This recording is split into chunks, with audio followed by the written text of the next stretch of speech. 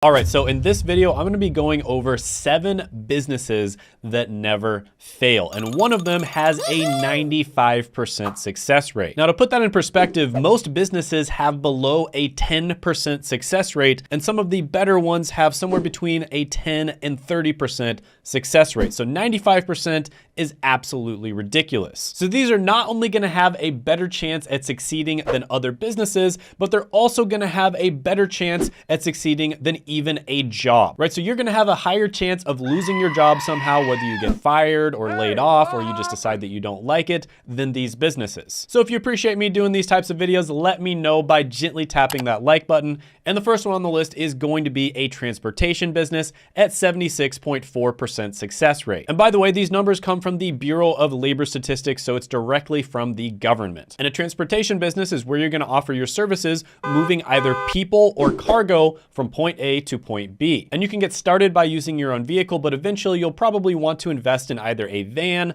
a truck, or a semi. And there's various different types of transportation businesses, such as ride-hailing services, public transportation, airlines, and courier services. And you can think of a transportation business as your very own travel-themed monopoly board, where you collect money while traveling the streets without the risk of stepping on tiny plastic hotels. And this makes sense because if you think about it, nothing in the world is gonna happen without transportation. People are always gonna need to either get themselves or cargo from point A to point B. And so you're always gonna have a steady stream of customers and the potential for long-term success. And this is why 19-year-olds like Michael Sant are able to start trucking businesses that are highly successful. Mikhail Sant is only 19 years old and he's already a self-made millionaire. How did he do it? I started a trucking company from scratch, and in 3 months we did $159,000 in revenue. And another thing that's great about transportation is it's a relatively recession-proof business. Even during recessions, people are gonna have to get things from point A to point B. So some of the pros of this one is the high success rate, the lack of a need for technical knowledge, and the relatively low startup cost. Some of the cons of this one are operational challenges such as vehicle maintenance, the potential for fluctuating demand and seasonal service, and the fact that the profit margins do tend to be relatively low. So overall, because of the fact that the profit margins are so low, I'm gonna give this one a 7.5 out of 10 opportunity score. So buckle up and prepare to steer yourself into a future where you're the boss, the road is your canvas, and every journey is a ticket to success. And speaking of playing Monopoly, the next one on the list is going to be a rental property business at an astounding 85.3% success rate. And this is almost like a real life game of Monopoly where you strategically position your properties on the board, collect rent, and navigate through the challenges posed by tenants and market fluctuations. And the most common form of a rental property business is where you take out a mortgage on a rental property, let's say for $1,000 a month, and then you rent it out to somebody else for $1,500 a month. And after all the other costs like property tax, for instance, you end up netting a good amount of money, which is why landlords make $97,000 on average per year, whereas the median household annual income in the United States is about $62,000. And it's not just the income you get, you also get to take advantage of different tax benefits and the appreciation on the house itself. And this is why Michael Albaum and people like him are able to make an astounding $431,000 a year just from their real estate investments. And real estate is actually the #1 thing that has created the most millionaires out of any business model out there. So the pros of this one are the potential for passive income, also the potential for long-term wealth because of the tax benefits and the fact that your properties are going to increase in value over time, and the fact that you get to diversify your investment portfolio. Some of the cons of this one are market fluctuations, property maintenance and repair responsibilities, and dealing with challenging tenants or legal issues. But overall, I'm gonna have to give this one an opportunity score of 9.5 out of 10. So if this sounds right for you, get ready to juggle tenants, tackle leaky faucets, and collect rent like a pro. The next one on the list is gonna be one of the oldest businesses known to man, and that is going to be the agriculture business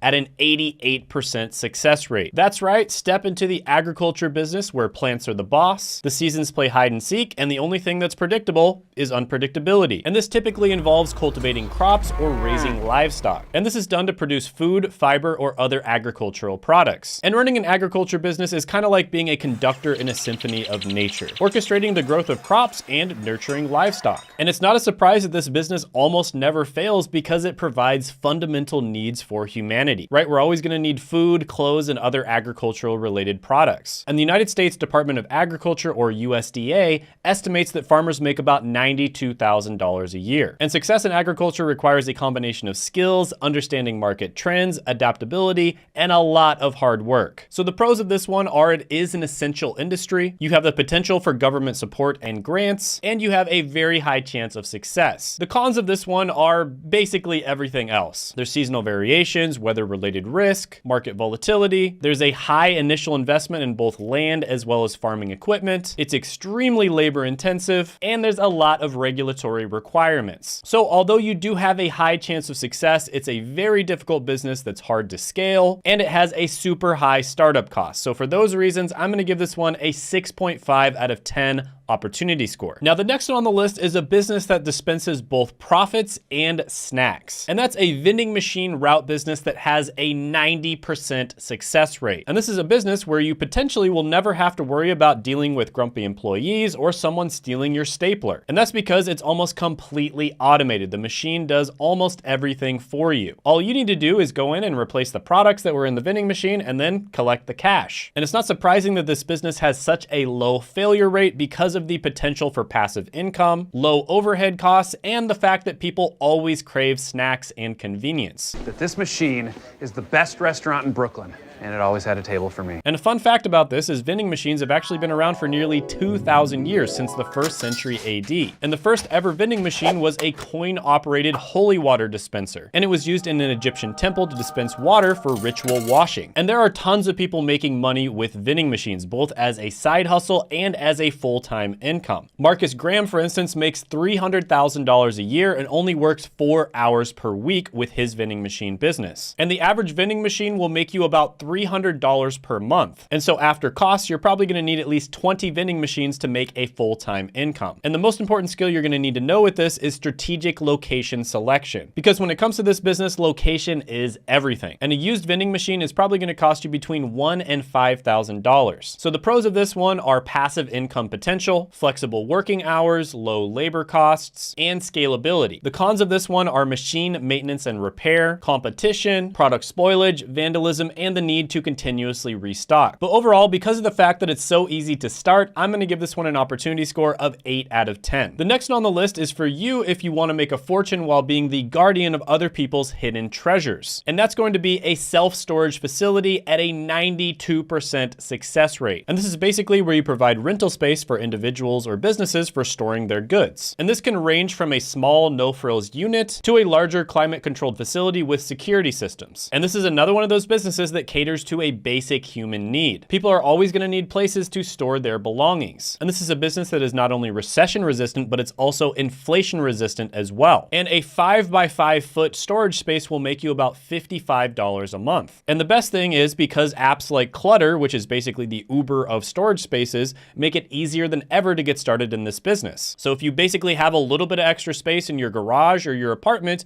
you can get started with an app like Clutter. So the pros of this one are continuous demand, the potential for passive income, it's extremely scalable for a physical business, and there's relatively low labor requirements. Some of the cons of this one are the initial investment in property and infrastructure, competition from existing facilities, and there's going to be security and liability considerations. But overall, this is one of my favorite ones. I think it's a great opportunity. I'm going to give it a 9.5 out of 10 opportunity score. The next one on the list is going to be a dirty business where you can make some clean cash, and that's going to be a laundromat business at a 95% success rate. That's right, this is basically a self-service laundry facility where you provide washers, dryers, and sometimes other services. So you could also offer folding, dry cleaning, or even put vending machines inside of your laundromat business. And there are thousands of people making really good money from this. For instance, Dave Mintz became a millionaire within 10 years after buying his first laundromat. And the average laundromat turnover is $142,000 a year. Now, laundromats do have a high startup cost. Obviously, you have to buy the facilities as well as the washers and the dryers. But new apps like SudShare, which is basically the Uber of laundromats, allow you to make money from your own home. So you basically do people's laundry, you wash and dry their laundry, and then you would deliver it to them. So this is basically a way to turn your house into a laundromat. And there are people making really good money from this. But if you did start a laundry business, it is relatively automated. You would just have to go in, collect the cash, make sure the washers and dryers are working, and make sure that products such as detergent are always in stock. So the pros of this one are it has a very good ROI, or return on investment potential. It's also very simple, and there are low management costs. The cons of this one are it's a very capital intensive business. It does take a lot of money to start up a laundromat. Another con is you have to be very careful about the location that you choose, and there can be high repair costs. But overall, I'm gonna give this one an opportunity score of 8 out of 10. Now the next one on the list has such a high success rate that it didn't even measure. It was basically off the charts. And this is a type of transportation business, but it's the one that has the highest success rate out of all the different types. And that is a dump truck business. And this is where you transport large quantities of materials such as gravel, debris, or soil. And this is very useful for construction, landscaping, or infrastructure related projects. So basically, if you have a dump truck, you are gonna be making money because a lot of different people need your services. And there's tons of people making money from this, such as Dwayne Wiltshire, who started a $2 million dump truck business. And it's estimated that the average dump truck makes about $178,000 a year in revenue. And that boils down to about $80 per hour. And the most successful types of dump trucks are those that work in the mining industry. So some of the pros of this one are the potential for very high earnings. It is also an essential service, and there's potential for expansion and fleet growth. Some of the cons are the huge initial investment in trucks and equipment. There's also maintenance and repair costs, and there's potential for downtime in between projects. But overall, I think this one is really good, and I'm gonna give it an opportunity score of 8.5 out of 10, because we all know that every good day begins with a good dump. By the way, I made a side hustle tier list where I ranked the best and the worst side hustles from S tier, which is the best, to F tier, which is the worst, and you can check that out by clicking right here.